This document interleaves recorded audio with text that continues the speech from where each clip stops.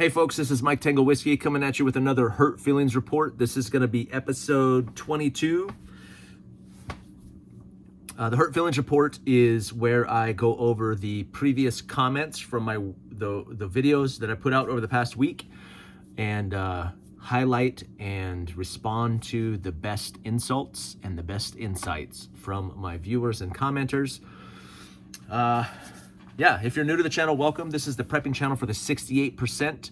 That's what we're calling ourselves. We're kind of the preppers in the meaty part of that bell curve. We're not like tactical tier 1 operator ninjas, and we're not off-grid survivalist bushcrafters yet. Maybe we will be someday, but right now we're driving sedans and minivans and blue collar and white collar jobs, living in the suburbs, working in the city, doing regular type stuff. So, but we still want to be prepared for all that is to come.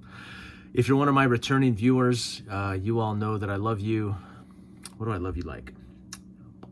I love you like this several $1,000 heater that my wife had installed up on the ceiling up there. It looks good. It should work. It should keep me warm all winter, but it just doesn't. I set the remote over there and I never touch it. In fact, it bothers me every time I look up at it because it's not keeping me warm like it should. So I've got a shield heater right next to me, that's why I'm facing this way, to keep me warm out here. I don't know what I'm gonna do when it's really cold out here. I'm gonna be out here like making videos like this all winter, but I digress. So I go back and review the videos from the previous week. So what videos did I put out? I put out since the last week's Hurt Feelings report, and they come out every Sunday, or every Saturday. Hurt Feelings report comes out. So I'm recording this on Saturday, the 29th. My 9-ounce winter EDC upgrade kit, like I put out that video. I put out another Crumbling Empire video about situational awareness. I did a shill spill. I put out a video about a little billy club project that I worked on, a table leg that I got secondhand it belonged to a homeless person. So I put out a video about that. And I've got all next week's videos all lined up as well. EDC work and get home bag all in one. I've got that video coming out, another kind of Crumbling Empire video, a vintage axe project that I worked on, and then a thrifting video coming out as well. So, all right, let's shoot back 2 minutes and 29 seconds. I'm in. Let's look at last week's comments. So I put out my Hurt Feelings report, kind of talking a little bit about copper, a copper video from the previous week. And they point out something good. So in that video, I said that war nickels will have a P on the back above the monument. You can tell a 42 through like 45 nickel is silver and they're valuable. And you can tell by flipping it over, and above the thing, you'll see a P. But you could also see a D or an S. Now, I have only ever seen the P, and those letters represent the different mints that coin came from. I've only seen P's. I didn't know that D or S even existed. So. But you could see any letter. So any letter above the monument on the back of a nickel means that that's a silver nickel, and it's pretty valuable. It's worth like $5 or something. So that's valuable intel. So thank you for that, sir. Who sent me that? It says that they're a coin nerd. Let's see if I can go back. Modern nickel. Yeah. There's another correction there. I got a big long list. No, I can't find his name. I already lost it. That's okay. Weekly shill spill. Am I going backwards here? This guy says shill spills are a waste of his time. That is from last time. How dare you?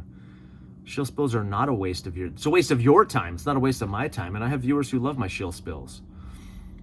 Also, people pointed out about the coin video that, I talked in that video. I said that 2014 about and above nickels were not copper, 75% copper, but they are. All nickels, except for the war nickels, are 75% copper. So if you're stacking nickels specifically for the copper content, you can just buy a roll of nickels and stash it. You don't have to sift through them. The website that I used had 2014 and below, so 6 days ago, I think I covered this last time too. This guy says, I don't know shite about axes. You really don't. I told you to ask me why. I avoided all puns and you did not. Here you are crying like a baby. The fact is that people know more than you do in certain subjects. Yeah, no crap, dude. But if crying like a baby is more to your liking, then go for it. This is the guy, so I made a recommendation about some council tool axes, and he said they were garbage. I didn't know anything. So I said, okay. So I thought about this. I was getting kind of froggy, but I said, I'm done crying. Please tell me why I don't know shite about axes. I noticed that so I went to his page. You haven't posted on your page in a while. Although 14 years ago, he did put up a video and it was featuring his cat named Shakira. And so that was an interesting video he had on his webpage, but I did ask him, okay, maybe a post about axes to make us smart. So in that video, I think I talked a little bit. I mean, I'm not an axe expert. I'm certainly not a lumberjack, but I know a little bit about axes. It's still steel and wood. Like the head is steel and the handle is wood. So like how much ignorance could there be when I've fashioned, refurbished, and built probably 50 axes? You know, what's my knowledge level? Not an expert, but how much more knowledge is there above my, I don't know, apparently a lot. But this guy, he didn't respond, so he can kick rocks. But that's probably gonna be my thumbnail. You don't know shit about axes, crying like a baby. Here you are crying like a baby. I love that. Here you are crying like a baby. Okay. You don't know shit about axes. I know something about axes. Apparently you're a lumberjack though. Okay, that was on the last Hurt Feelings report. Let's see. Okay, this is Wasteland by Wednesday, talking about the HFR from last week. Chris, kind of a friend of mine, online friend. You aren't getting enough negativity in the HFR. Okay, let me help you out for next week. Because I think I said I will never buy a freeze dryer because they cost like $5,000. He says, you will never buy a freeze dryer because they cost $5,000. Let me tell you how wrong this is. You can get a small Harvest Right unit for $2,500, half of what you said. So you're wrong. And it's arguably the best brand, even though they are kind of expensive. He says, a freeze dryer is much better prep than another AR. I would agree with that. And I'm pretty sure you will get more use of it too. How dare you slam the expense of a freeze dryer, you with your thousands of water bottles. I know. So I have a water bottle collection and a backpack collection. I'm like, I'll never buy a freeze dryer when I have like 57 backpacks, right?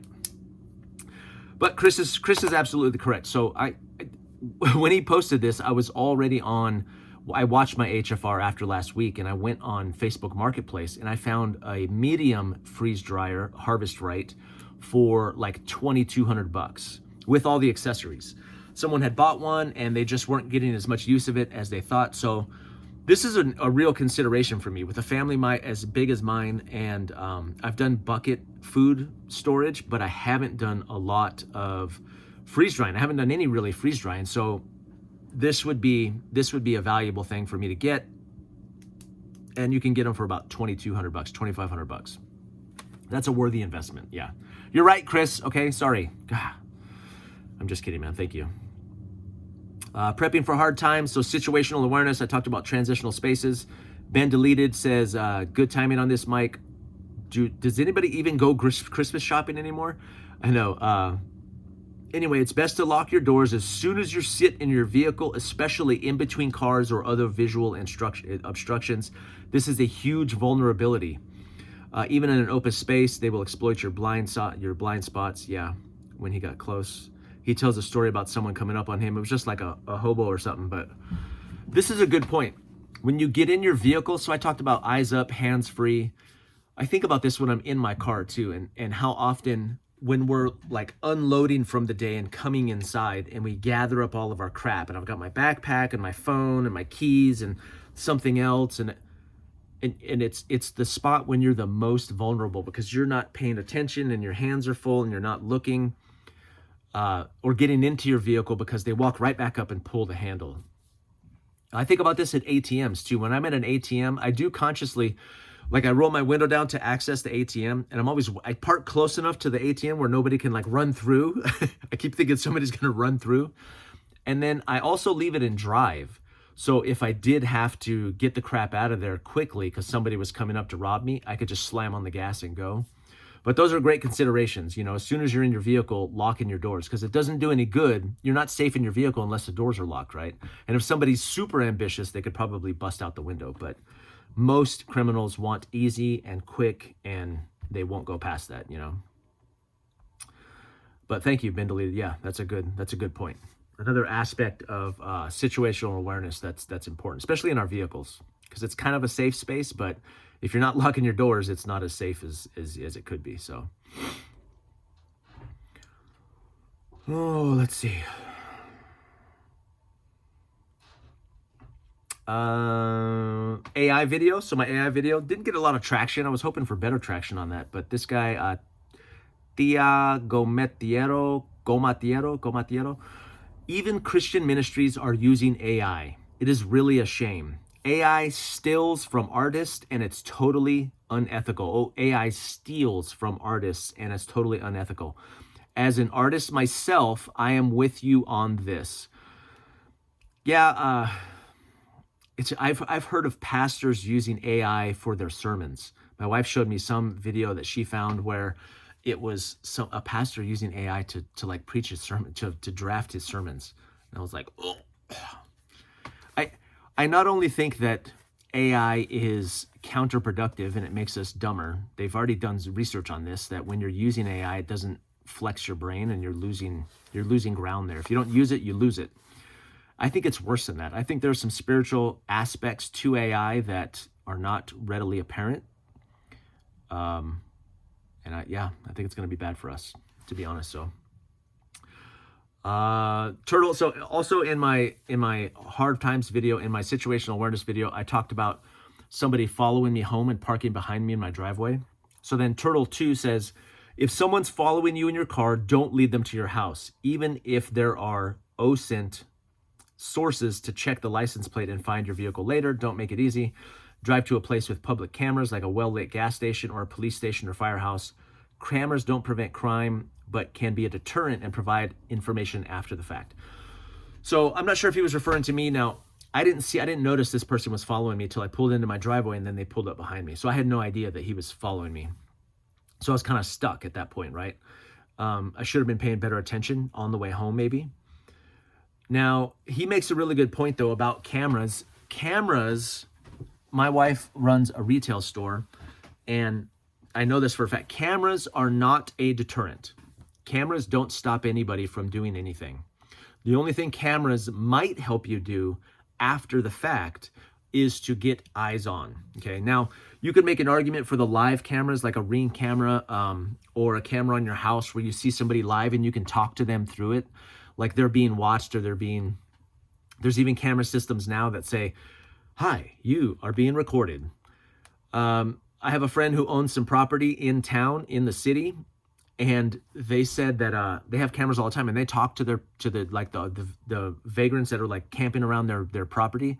They talk to them through the cameras, and sometimes it'll work, right? Most of the time they just say, hey, the cops are on their way. You got about 5 minutes, and then they clear out. But cameras are not a deterrent. They will not stop. We think a lot of times when you start getting into security, you think that cameras will do the trick. Cameras don't do the trick. They really don't stop anybody from stealing. And my wife's kind of retail counter, she's got a camera like right here in people's face, and it does nothing. It does nothing to stop people. You might be able to find them after, but yeah. Same, the situational awareness video, John Weaver 4987 says, you said huge box. Yeah, I did say that. Thank you, John, for pointing that out. I appreciate you. Same video, Mike Lang 6764 says, some years ago, I was in the parking lot of Home Depot loading lumber into my truck. It was dark and there was a guy leaning against his car, maybe 40 feet away, watching me. I grew up on the street and I know the look. He was sizing me up. I stopped what I was doing, turned towards him and made eye contact. I was wearing a fixed blade at the time. While he was staring back, I intentionally slid the knife forward a little bit so he could see what I was doing. Turned back to finish. No words were exchanged. He knew I was prepared to deal with whatever he was thinking about, and he left. So yes, I want to talk about this in the Gray Man video I got coming up, but what is it we want? Criminals, we definitely want them to think we're a hard target, right? We want them to think twice, like, man, this guy, he's paying attention. He sees me. He's making eye contact. He's reaching for his waistband. Like, what is he? That's the message that we want to send to people considering us as a target, right? So those are great points. And sometimes, like, I know Gray Man is like, be invisible, be unseen. But I think sometimes we want to be seen. We're criminals, we want them to see us, and we want them to not consider us a target, right? So that's a different message. In other words, like, don't look at me. It's like, no, see me and find someone else, right? Same video, Ingratitude, Lamb says, you make some great points. If you look like food, you will be eaten. I love that. It's important to do mental reps before going into the wild. People gave me a bunch of acronyms for that. THE or heat, hands, eyes, awareness, and tools or something. So people were throwing all kinds of acronyms in the comments, which was great. Always carry OC spray because not every event requires lethal force. That is a great point. He also says, watch Ray Dalio's work on the decline of a nation. So I actually started watching some of those videos, Ray Dalio's videos on YouTube. He's got some great stuff out there. Very informational, so check him out. So my copper video, SJS Mac says, it works better if you actually do know what you're talking about before you press record. I said, how dare you, HFR? It works better if you actually know. So I got a couple facts wrong in that copper video. I said, the 2014 thing, and this guy's all fired up. I said, how dare you?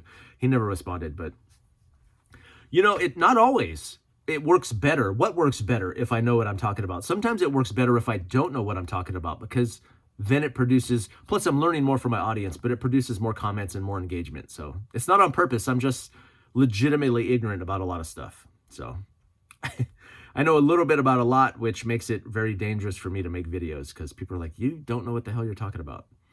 That's fair. It's a fair criticism, sir. Thank you. People kept commenting on my waffle hoodie, so I'm wearing it again. And you can't, if I have one, you can't find one. It's like Brooklyn something. It's got a little Brooklyn Bridge on the tag. I found it at a thrift store, man. So I don't know what to tell you. My weekly shill spill. So somebody recommends using olive oil instead of WD-40. I use it on all knives and blades. It's thick, it coats better, plus it's safe to eat if you're using your knife to cut or to stir food. So that's a good one, right? Now, what I've been doing, and I'll use this as an excuse to share my recent project. Oh, look at that beauty. This is a plum 4-pound rafters head on this axe. Most valuable head that I found. Got it at a yard sale for 20 bucks or 10 bucks. And then I took this vintage handle off of a brush axe and sanded it and oiled it. Look at that beauty. This is, yeah. Okay. So what I usually use on the handle is boiled linseed oil. And then on the heads, I put WD-40 as a protectant. Now, I'm not going to use an axe to like chop my apple, although I might. That's pretty cool, actually, now that I think about it. Like cutting a hot dog with your axe. But olive oil on here, especially your pocket knives, is probably a really good way to go, because I could see that, right? So on my pocket knives, I usually don't use olive oil on WD-40 on these blades. But yeah, that's a really good point. That's a good piece of information. I've also heard mineral oil can be a good one to use. Same Crumbling Empire video, 47, The Fallen Angel. I don't like that name, sir. Prepping for hard times. He says, stop living in a fantasy. So situational awareness in transitional spaces. That's what I talked about in that video. That's a fantasy? Why is that my fantasy? That's not my fantasy. That's a reality. Are you kidding? Like, people are not being robbed in those spaces. Like, that crime has not happened. First of all, I have no desire for that to come to where I'm at. But to think that I'm... Yeah, I am not... That's not my fantasy, sir. I have no desire to for that to happen.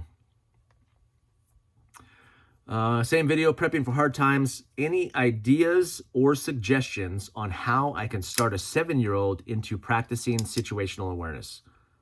That's a great question. USMC Devil Dog. Yeah,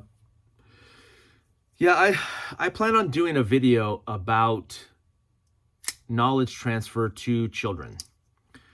I think there's a window of opportunity with kids. I think once kids kind of, especially, so my kids are homeschooled, so this may be to a less extent for them, where they don't get a lot of influence and ideas from other kids on what is cool and what would be interesting. But if you want kids to be interested in your hobbies, let's say we're preppers and you want your children to take up prepping or to be, prepper minded, preparedness minded, I think you have to do it before they're 12. I have found that at about 13, 14, 15, they start naturally just developing their own interests. And if you have not made them now, I also think that, so I left the house. My dad he was a criminal, but he also had hobbies. So he was into cars, like old classic cars and muscle cars and motorcycles. He was a biker for a while. And he was into gold, and he was into a little bit of woodworking. And what I found is that I didn't like any of that when I was in high school. I was into like hip hop dancing. I was part of a hip hop dance crew, and I was into house music and raves, warehouse parties. So I had zero interests. My interests were about as far as they could be from my father's interests. But then I left home, I joined the military, I got married, started having a family, and then gradually all of my interests, like 20 years later, are all the same stuff that my dad was interested in. Only he tried to get me into gold when it was $400 an ounce. And now it's $4,000 an ounce. So I was like, no, that's stupid. I don't like gold. I like stainless steel. He's like, oh, okay. He tried to give me a 1942 Harley Hummer, a Harley Davidson Hummer that ran like one of those old kickstart motors. Like a basket case Harley Hummer is worth like 40 grand. He tried to give me one that ran, and I was like, no thanks. So that's at 15 because I was an idiot, right? So I think do it early. I think you need to do it before they're 12. So 7 years old is perfect. What I would do is I would turn it into a game in public, right? Some sort of game where there's prizes. Give them a carrot and a stick, and I said observation exercises in public. So some sort of game where you have him looking around, kind of like I Spy. I spy a person that is suspicious or whatever you want to turn it into. But 7 years old is really a pretty good age. I think that sweet spot is probably like 8 to 12, where they're ripe they want to be interested in what you're interested in. In fact, it's like when you have kids, you'll find that there's an age where they want to clean, like they think it's fun. They think cleaning is a fun exercise. Well, there's a window. You can only do that for, hey, who wants to do dishes? And they're like, oh, I want to do dishes, Dad. Can I do dishes now? Am I old enough to do dishes? And then at 10, they're like, right now they know you tricked them and it's a chore. But there's a window of opportunity. If you get them into those things early and they get interested, it's much easier for them to stay interested in those things. I have a daughter who is 12, who has always been interested in firearms and more interested than the rest of them. So anytime I'm working on firearms or doing firearm stuff, I make sure that she's with me because she is the one that has expressed interest in that area. And I support that and I run with it. So there will be kind of some natural interests that they have that may line up, and be sure to support those and give them the time and energy that they need to do it, And think outside the box a little bit too. It doesn't have to be like firearms and camping, even though I think every kid loves camping until they figure out cell phones and they're like, oh, this sucks. There's no reception. But outside of that, kids love to do stuff out. They love fun stuff. So the sooner you can get them into those things, I think the better off that you can be. Okay, so my Billy Club video, some people said I was using the term non-lethal. So this is the homeless individuals table leg Billy Club that I received from a store owner. It was left on the shelf, and I go, what is this? Is this for sale? And he goes, no, some homeless guy left that here. You want it? I said, yes, I do. So then I kind of reshaped it, stripped it, put some oil on it, burnt the, just made it into a project, right? I'm going to put a leather strap on here too. That would be cooler. But he said, but people in the comments, so I think I used the term non-lethal. And people were like, you shouldn't say non-lethal. That's a good point, okay? So most states have similar laws. You have to check and make sure what the laws are in your state. I always say that. But there's like a billy club in my state of Washington is listed in the RCW RCW, I think, as a deadly weapon or a dangerous or deadly weapon. So it's not a pew, but you could still thwack somebody with this and it could potentially be lethal. And there's other things like daggers and dirks, stabbing instruments and all this. There's a pretty extensive list of what is a deadly weapon. So I agree with my commenters and people that push back against that. They're like, you should not use the term non-lethal, because if you got into a fight with that, you would be charged. Like if you hurt somebody with that, you would be charged with assault with a deadly weapon. So most states don't distinguish a lot between a pistol and a samurai sword. You're like, it's not a gun. Well, yeah, you're not a ninja either, but we're still going to treat you like one according to the law. So be sure. So the word non-lethal is better used to describe things like OC spray. Like no matter how much OC spray you put in someone's eyes, like you might blind them for a while, but they're not going to die, right? But you thwack somebody with enough times with a billy club, yeah, you can do deadly damage. So deadly force. So you make sure you understand in your state what is designated as a deadly weapon. And most places, something like this is definitely that. I would like to do potentially a more informed video on non-lethal options for people, because I have a lot of people in my comments who watch my videos who live in other places where they can't own firearms. They just can't. So non-lethal option, they've asked questions about that, right? So I think maybe carrying toolkits or maybe carrying sports equipment might be ways to legally have options that are not firearms in case of a self-defense situation. But yeah, so I'll explore that a little bit more. I'll do better research. I don't have a lot of research in that area. I focused mostly on firearms for the most part. But yeah, here's one right here. It says, please stop calling this non-lethal. A stick is absolutely lethal. In fact, when you get training for riot sticks, they say don't hit here or there because those hits can be lethal. So maybe things like canes, like walking sticks. I've seen some of those, but yeah, I'll try and be better about that. That's a good thing to say, right? Like, is it legal for you to have this in your car to use in those? I don't know. You have to find out what's legal where you're at for sure. This person says, Jay Strapper 190 says, many years ago, there was an incident in front of my house. A dog, still to this day, don't know who owned the dog, bit one of my neighbor's kids. I heard the commotion and a kid screaming, the type of scream that you instantly recognize was not playing. It was true terror. I looked out the window and saw that a dog had latched onto the child's hand and was playing tug of war. I, at the time, kept an aluminum mini bat by my door, grabbed the bat and went out and gave that dog a good thwack on its rear, and it released the child and proceeded to hightail it down the road. Called 911. The kid got some stitches. Ever since then, I've kept some sort of non-lethal striking implement by the front door. Some situations don't require a firearm, but they require some sort of weapon. Yeah. So figuring out where that line is, lethal versus non-lethal. Because really anything could be lethal, right? Like this pen in my hands is lethal. I'm kidding. It's not. But like John Wick, like, remember the pencil scene? I mean, so any weapon used in the commission of a crime could be considered like assault with a deadly weapon or attempted murder with a deadly weapon, those kind of things. So make sure you understand those definitions where you're at. But that's a good point, like keeping something like that nearby. And dogs too, I've heard dog attacks, like certain animals will, when they clamp down, they won't let go, right? Certain breeds or whatever. And that I've seen people like raise the dog up from the back, like raise its hind legs, and that'll, but like I've seen videos where people are like thwacking this dog in the head and it won't release. Like they're just like beating it in the head with a 2x4 and it won't let go.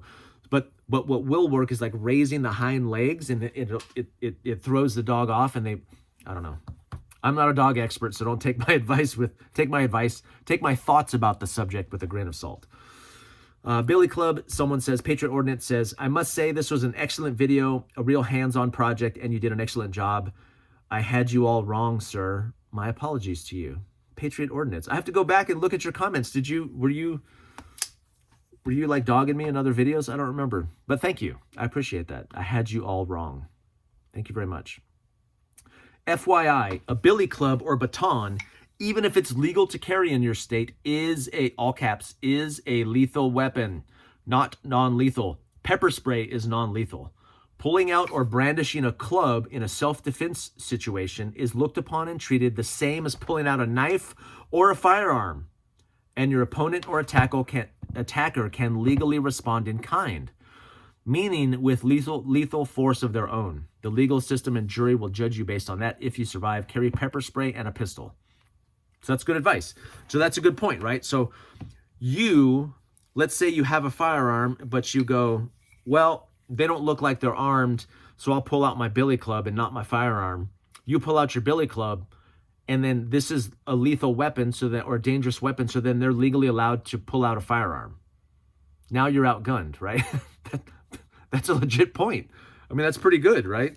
That's a great reason. I like what he says. So carry a pistol and pepper spray. So it's non-lethal and then lethal, right? So being clear about what those two things are. Thank you, Warrior 21 Poet. It's a great point. Billy Club video, same video. Love your videos, but your ASMR sucks. Had to fast forward past all the scraping. Worse than nails on a chalkboard. So I went back and watched my Billy Club video, and right here, I used this blade from like a rug scraper. I need to sharpen it. It's really dull. I found that this edge actually works better than this one. So when I was scraping right here, scraping the varnish off, it was like, yeah. I went back and watched it. It was. I had to fast forward it. It was terrible. So I wasn't trying for it to be ASMR, but it was the opposite. What's the opposite of ASMR? ASMR makes you get tingles and go to sleep. So maybe there's another word, an acronym we can come up with that makes you vomit and run out of the room. Yeah, it was not very good. Because I thought I made a video on an axe handle and I kept doing clips, and somebody was like, hey, we'd like to see the whole process. So I showed the whole process on the Billy Club, and they're like, hey, could you stop that? It makes me want to throw up. Clubs that are considered deadly weapons in most jurisdictions. However, a stout wooden cane is a mobility device legal almost anywhere in the world. Carry a mobility device. That's pretty good advice. And there are companies out there, I've seen them, where they make like these batoning canes that can serve as like a Napoleon Dynamite, the bow staff, like a bow staff, you know? There's some pretty interesting tools out there. Maybe I'll get one of those. And I'm 50. I'm not carrying a cane, but yeah, maybe I will. I don't know. My firearms for 68% preppers. I'm going to do a part 2 to that too, where I talk about consolidation of calibers and models and that. Daniel Ditto NATO 3881 says, he's not totally wrong, but I can't say that he's right either. That means I'm even, right? That means I'm neutral. I'll take that. That's what I said. I said, I'll take that. Thank you. Someone says they watched my live. I totally screwed up the live this past weekend. I got a phone call and it cut me off. So there was no audio. For some reason that happens. So I restarted the live like 3 times. So I had like 3 lives in a row from last week. And someone says, hello from South Africa. South Africa. Is that my... Hello from South Africa. South Africa. Afrikaner. Yeah. Thank you from South Africa. I have a lot of viewers from overseas. It's kind of interesting. I don't know why. I guess I just assume on YouTube that I thought each country had their own YouTubes, like YouTube UK and YouTube, Africa, or I don't know. But this guy says, Brian Parrish says, meth heads and trash dumps are my best copper investment. He says, don't hate the player, hate the game. Yeah, so dumps, if you, I gotta tell you, so I shop at Goodwill bin stores. We have a Goodwill, couple of them, bin stores where I'm at. And there's definitely, like when you first go there and you see the bins, you're kind of standing back and you're wearing these little gloves and you're like, oh, this might be dirty. You can always tell new people because they always have gloves on. And then you can tell the pros because they're in there like moving piles of stuff, like climbing in the bins, and there's zero shame. There's zero shame. So like if you can get past the shame of a scavenger, I think that's beneficial because I think there will come a time where that's not going to matter. And the sooner, if we can be ahead of the mob when it comes to acquiring resources, not stealing, I'm not talking about that, but being creative and finding resources that may be normally considered taboo.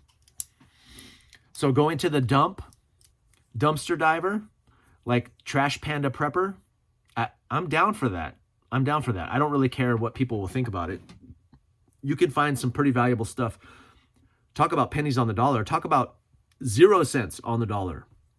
These Goodwill bin stores, there's always bins that have nothing but electronics in them. And sometimes I see people like grabbing up the copper wiring just specifically for the copper. So going to the dump, and I don't know about meth heads. I have no experience there, so I can't speak to that. But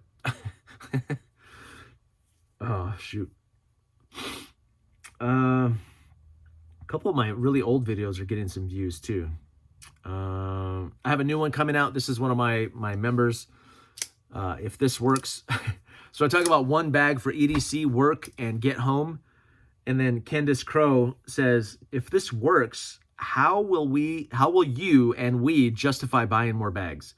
What's next? The end of all, beat all water bottle? I think you got to think of the future, man. Great video. Yeah, I thought about this, right? So I just put out a video, or it's coming out Monday, I think, about one bag.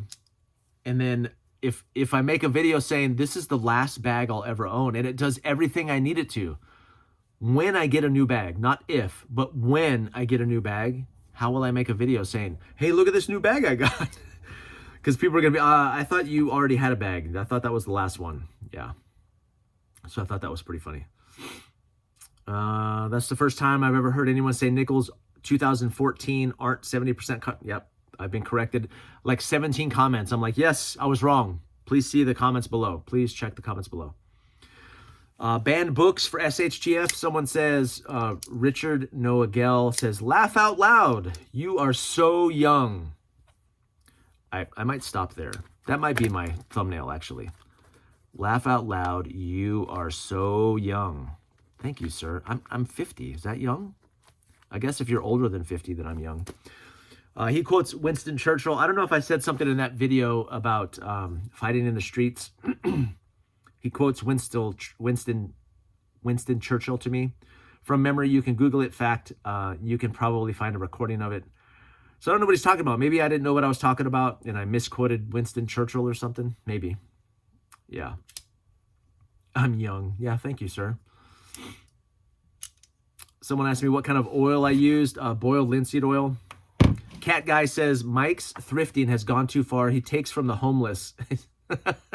His cheapness knows no bounds. Now, I didn't steal this from a homeless guy, okay?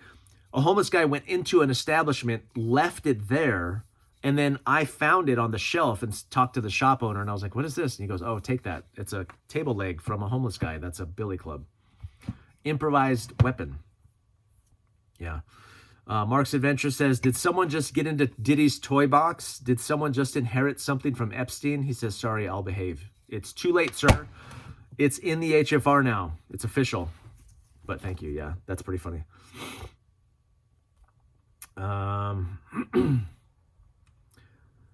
Yeah, so I did a short about the last Hurt Feelings report. So this is a pretty good technique. This is something I might start doing. I noticed, I watch Wrangler Star a lot, and I followed his kind of, his formatting for videos. All of his videos are 15 minutes or 20 minutes. So then he does these weekly or maybe more often lives with his war band.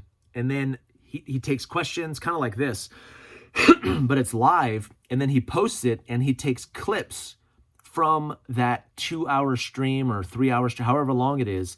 And he puts out those clips as shorts. I think that's smart. So I put out 3 shorts from last week's Hurt Feelings Report, and I will probably do the same thing here. Just kind of go through the whole video and take little clips. And it's a way to generate content without having to redo content, right? I love that idea. Icy Prepper 76 on the Billy Club video, he says, in Canada, we call this ghetto. I think we came up with ghetto, Canada. He says, I can't wait to see your Shiv collection.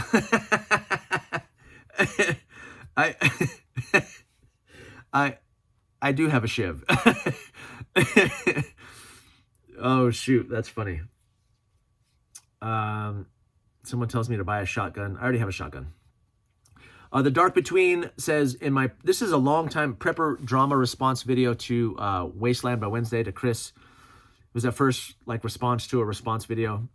He says, it's really great to see a response video in this era of drama for clicks really embody the idea that we are more alike than we are different. That was great. Thank you. Thank you, Dark Between. I appreciate that. Yeah. Again, going back to that video, I really feel like me and Chris we were describing 2 sides of the same coin. I'm talking about the crumble. He's talking about the collapse, right?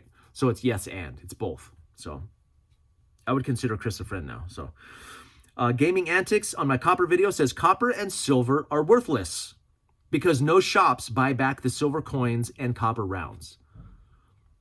Is that true? Shops don't buy silver? They only sell it? I don't think that's true. How do they get it to sell it? They buy it below market and they sell it above market and they make money on the margin. But I think sometimes what we're thinking of with silver and copper is most likely post-collapse type stuff, right? That's really down the road. Yeah. Okay, so I posted a thrifting video today that's going to post next week, but it was pretty interesting. I saw a gentleman in there. I saw these some kids in there, some younger kids in the thrift store, and I could tell that these girls were sisters, and there were 5 of them. I was like, man, there's 5 of them. Then I saw the mom, and I was like, man, she's got 5 daughters. That's pretty cool. I almost went up to her and congratulated her on having 5 daughters. Then I saw a man who had a daughter, was holding a daughter with the same color hair, and then I saw like 2 or 3 more kids. So I was like, is this one of me? Am I running into me right now, my doppelganger in this thrift store? So I went up and talked to him. I said, is this your family? He goes, yeah, they're all spread out. How many kids do you have? And he said 8. They were also a mixed couple. So they were interracial, right? Like my family. And he goes, I said, you have 8? I said, what's your ratio? And he said, I have 6 daughters and 2 sons. I said, what's your spread? And he said, 5-year-old and a 17-year-old. So his are a little bit tighter than mine, a little bit packed, a little bit tighter. So he was a little bit more ambitious than we are. We have about 2-year gaps between most of them, 1 through 7. And then 7 and 8, there's like a 3-year gap or a 5-year gap. Yeah, 5-year gap. So, but it was pretty interesting. He lives over in the next state over, kind of rural, but I invited them to our store where my wife was kind of engaging with them a little bit because it was right near my wife's place of business. But it was pretty cool to find someone else like the same type of family, same demographic as me. I always seek those people out, but I try to, as much as possible when I'm out in public, when I see people who potentially are like-minded or similar-minded, try to approach those people and start conversations. And thrift stores are great places to do that. So turns out his family was in town visiting some relatives, and they were going around the town like shopping at thrift stores. So interracial couple, 8 children, thrifters. I was like, bro, did we just become best friends? Like, are we best buddies right now? But anyway, so should have got his number, but I thought that was a bridge too far. Meeting a man in public and being like, hey, can I get your number so we can hang out? Anyway, so that's it, folks. I came all the way up through today with the comments. It looks like that was the last one. So I appreciate you all. This was kind of a short Hurt Feelings report, which is good because usually they're over an hour, but this was some good content here. I wish you all the best. Happy Thanksgiving, belated to everybody. We actually celebrate on Sunday, not for any other reason than that's the only time we can get all of our family together. So we're actually going to eat tomorrow. And then this week, I will have nothing but turkey sandwiches. So dark meat, mayonnaise, salt and pepper, sea salt and pepper on wheat bread. That's it. breakfast, lunch, and dinner. In fact, I will try to hide all of the dark meat. So on Thanksgiving, when I'm making the plates, I serve out all the white meat and just cover it with gravy so they don't know. That way I have all the dark meat for sandwiches for the foreseeable future. So anyway, this is Mike Tango Whiskey, and I'm all clear.